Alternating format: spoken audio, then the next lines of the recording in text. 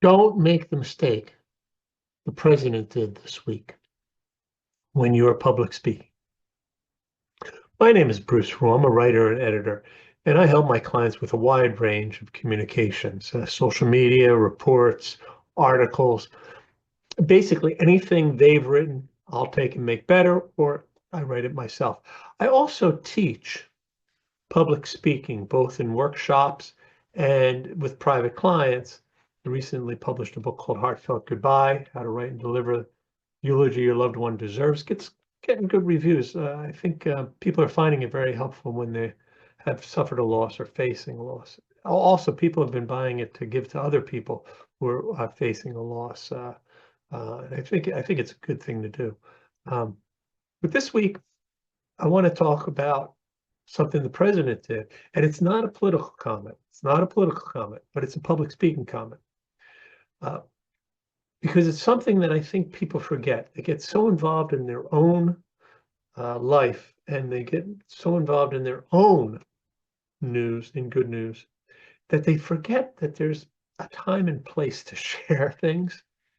And I don't know if you saw the clip, but earlier this week, the president met with the governor of California to talk about the fires that are happening in California and to promise some assistance.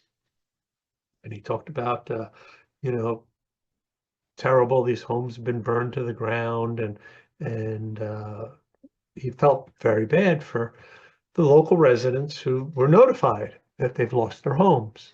And that's all. That's exactly what you want a president to say. He was doing great. But then at the end, he said, but the good news is I'm a great-grandfather as of today. I got a new great-granddaughter. It's just like, what?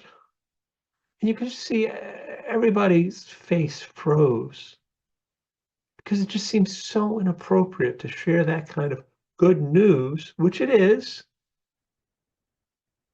when you're talking about a lot of people losing their homes while a crisis is going on, while there's fires still burning. You bring up that you have this good news. And, I don't know what the president was thinking. Um, he, he was just probably very excited about being a great grandfather, I guess. But you got to understand where the audience is coming from. And the audience is, I want to know what's happening because my house is burned down. Oh my God, I don't know where I'm going to live. And you want me to be excited about you having a great grandchild. Huh? What? And it reminded me when I was at the Associated Press in Philadelphia, it reminded me one time the state passed an increase in sin taxes, where they were raising the price of cigarettes and raising the prices of alcohol. And the bureau chief came out with a big smile on his face, big smile on his face. He says, ha, I don't care. I don't smoke and I don't drink. So, ha, ha, ha. And he walked back into his office. And we were stunned because there were people in that office that smoked.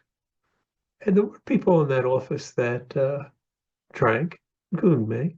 So we were all facing higher taxes. And it was just, what? What are you thinking when you say stuff like that?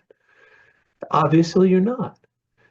Just as the president wasn't thinking when he realized when he thought he'd share this good news about his great granddaughter in front of in a press conference where they're talking about all these people burn their homes down. Always keep in mind what your good news is great, and that's fine.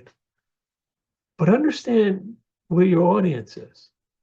And if it's not appropriate to share at that moment, think twice about it. You know what I mean? Whether you're a president talking about people losing their homes and then feeling like you want to share that you're a great grandfather, or your boss, but like this guy in Philadelphia who wants to brag that he doesn't have to pay any extra taxes because he doesn't smoke or drink. Ha ha ha. It's just, you got to think, is it appropriate? And if it isn't, keep the news in your back pocket until it is.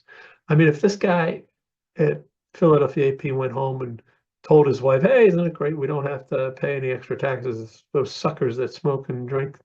Okay, all right, I get you. I get you. It's fun for you, but don't come out and brag to to the people that work for you that the taxes might affect you guys, but not me. It just doesn't work. Anyway, I don't know. What do you think? Am I being oversensitive about this? Do you think I'm wrong? Have you had this happen to you, where somebody wanted to share good news with you while there was bad news going on? I'd be curious to hear your stories, and please share this because again, this is the type of life advice that's not really public speaking, but it is. And I say that because when you're a public speaker, when you want to communicate effectively, you've got to build a connection with your audience, and that's the type of thing that kills your connection. It really does. It kills your connection with the audience. And please subscribe to this channel because it really helps YouTube. It helps me get my message out. And until next week, take care. Bye.